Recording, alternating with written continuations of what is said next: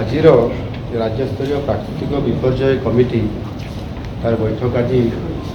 ଦୁଇଟି କରାଗଲା। ସେଥିରେ ଆମର ମାନ୍ୟବର ଉପମୁଖ୍ୟମନ୍ତ୍ରୀ ଗଣ ଏବଂ ବିଭାଗୀୟ ମନ୍ତ୍ରୀ, ସାଂସଦ, ବିଧାୟକ ଏବଂ ଯେଉଁମାନେ ये विपर्यय कमिटी सदस्य अच्छा समस्ते आज उपस्थित थे एवं विभिन्न प्रकार प्रस्ताव निज अंचल को आधार करी प्रस्ताव भी सब देइछंती एवं से तार से प्रस्ताव गुड़िक विचार करके विहित पदक्षेप नापी दिखाई से राज्य में जो विभिन्न प्रकार जो प्राकृतिक विपर्यय होछि ता करके विशेष करके वर्षा दिन में वर्षा जनित बन्या परिस्थिति जो हुए एवं से आवश्यक समस्त आमर जो रिलीफ स्पेशल रिलीफ कमिशनर अच्छा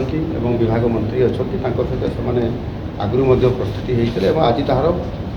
संपूर्ण भाव में कि भाव में कार्यक्रम कर बाबद आलोचना कर सहित आपंकर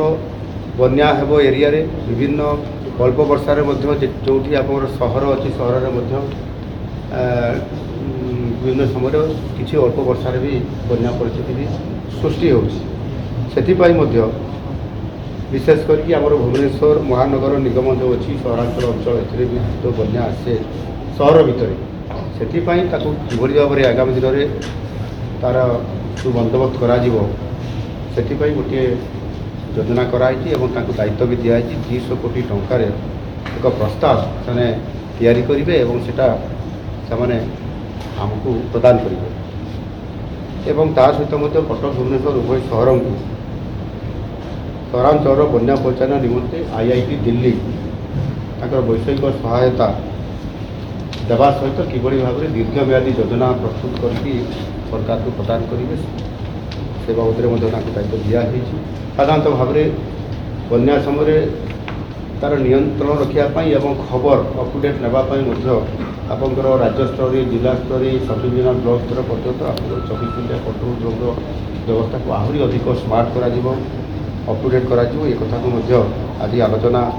केवल गोटे कथा है साप कमिटा बहुत समय वर्षा दिन अधिक लोक मृत्युवरण करते भी डाक्तरखाना को न जाइकरी से अंधविश्वास साहाय्य नहीं था डाक्तरखाना जावाई आंटी स्नेक भेनम पर्याप्त रखापी करा बाहानगा दुर्घटना ट्रेन दुर्घटना है देखिकी से आमर गुरुत्वपूर्ण काम हिसाब से आम सरकार निभे केंद्र सरकार को सहयोग भी से से घटना आगामी दिन में जदि घटी भगवान को प्रार्थना करूँ न घटू बोली एवं ये जो आकस्मिक विपर्यय जो घटना घटुची दृष्टि रखिक 5टी रीजनल फायर सर्विस हब करने एवं तुरंत कार्यक्रम करने सरकार से व्यवस्था करुँच आगामी दिन में यह करने द्वारा निश्चित भाव में आहरी त्वरित सेवा एवं लोक उद्धार कार्य लोकंर जीवन बचाई यह कार्यकारी हो।